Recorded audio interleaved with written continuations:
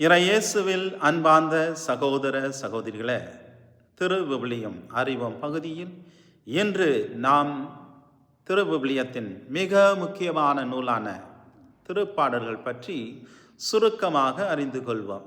இந்த நூல் மனித உள்ளத்தின் ஆழ்ந்த உணர்ச்சிகளையும் கடவுள் உடனான உறவையும் பாடலாக வெளிப்படுத்துகின்றது. நூல் அறிமுகம்.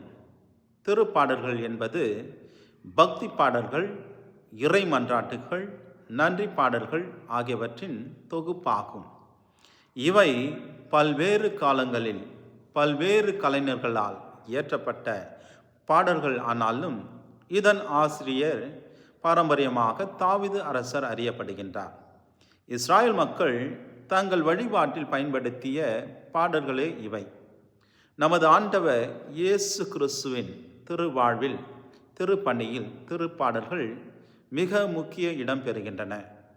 புதிய ஏற்பாட்டில் இவை பல இடங்களில் மேற்கோளாக காட்டப்பட்டுள்ளது.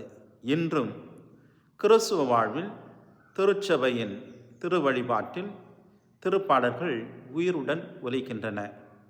திருப்பாடல்கள் பல வகைகளாக பிரிக்கப்பட்டுள்ளன. அவை: 1.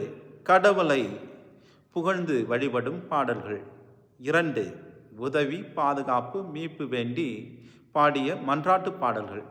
3. பாவ மன்னிப்பு கோரும் பாடல்கள். 4. கடவுள் அளித்த ஆசீர்வாதத்துக்கான நன்றி பாடல்கள். 5. அரசனை பற்றிய பாடல்கள். 6. வாழ்விற்கு அறிவுரை அளிக்கும் பாடல்கள். இவை தனிநபரின் மன்றாட்டுகளாகவும் சமூகத்தின் கூட்டு வேண்டுதல்களாகவும் அமைந்துள்ளன. திருப்பாடல்கள் 5 முக்கிய பகுதிகளாக பிரிக்கப்பட்டுள்ளது. அவை: முதல் பகுதி திருப்பாடல்கள் 1 முதல் 41 வரை தனிப்பட்ட மனிதரின் வாழ்வை பற்றியது. 2ஆம் பகுதி 42 முதல் 72 வரை சமூகம், அரசாட்சியை பற்றியது. 3ஆம் பகுதி திருப்பாடல் 73 முதல் 89 வரை இங்கே நெருக்கடி, குழப்பம், கேள்வி பற்றியது. 4ஆம் பகுதி 90 முதல் 106 வரை கடவுளின் ஆட்சியும் மற்றும் நித்திய நம்பிக்கையை பற்றியது.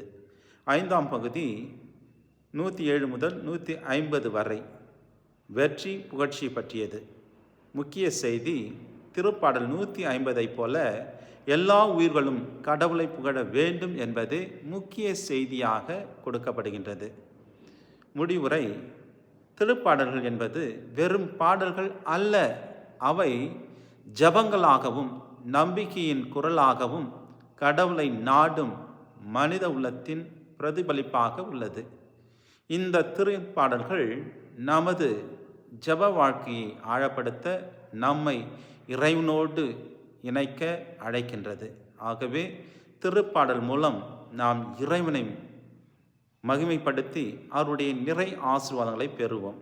புனித அகுஸ்தினார் கூறுவது போல, ஒரு முறை பாடுவது இருமுறை ஜபிப்பதற்கு சமம். ஆகவே இறைவனை பாடி புகழ்ந்து துதித்து அவருடைய நிறை ஆசீர்வாதங்களை பெற்றுக்கொள்வோம். மீண்டும் திருவிவிலியம் அறிவோம் பகுதியில் சந்திப்போம். அதுவரை இறை ஆசீர்வாதத்தோடு இருப்போம். எல்லாம் வல்ல அன்பிறைவன், தந்தை, மகன், தூய ஆவியார் உங்களை ஆசீர்வதிப்பாராக.